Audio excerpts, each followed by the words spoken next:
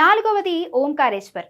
మధ్యప్రదేశ్ రాష్ట్రంలో నర్మదా నదీ తీరాన వెలిసిన ఓంకారేశ్వర్ జ్యోతిర్లింగ క్షేత్రంలో మహాశివరాత్రి వేడుకలు అత్యంత ఆధ్యాత్మికంగా మరియు ప్రకృతి ఒడిలో జరుగుతాయి.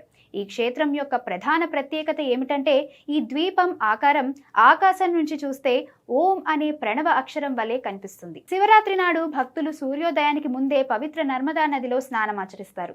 ఈ రోజున నర్మదా స్నానం చేయడం వల్ల గంగా స్నానం కంటే ఎక్కువ పుణ్యం లభిస్తుందని భక్తుల నమ్మకం. ఓంకారేశ్వర్ మరియు అమలేశ్వర్ ఆలయాల్లో రాత్రంతా ప్రత్యేక పూజలు జరుగుతాయి.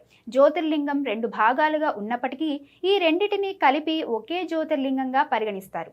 శివరాత్రి నాడు ఈ 2 ఆలయాలను దర్శించడం సంప్రదాయం. శివరాత్రి సందర్భంగా వేలాది మంది భక్తులు ఈ పవిత్ర ద్వీపం చుట్టూ కాలినడకన పరిక్రమ చేస్తారు.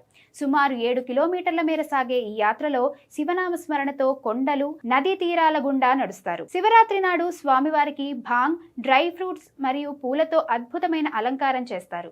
రాత్రి వేళ జరిగే మహాహారతి పర్యాటకులకు కనువిందుగా ఉంటుంది. సాయంత్రం వేళ నర్మదా నది ఘాట్ల వద్ద వందలాది దీపాలతో ఇచ్చే హారతి శివరాత్రి నాడు మరింత శోభాయమానంగా మారుతుంది. ఆలయ ప్రాంగణంలో స్థానిక గిరిజన తెగలు మరియు భక్తులు కలిసి రాత్రంతా శివభజనలు, ఆధ్యాత్మిక ప్రవచనాలతో జాగరణ చేస్తారు. జయ జయ శంకర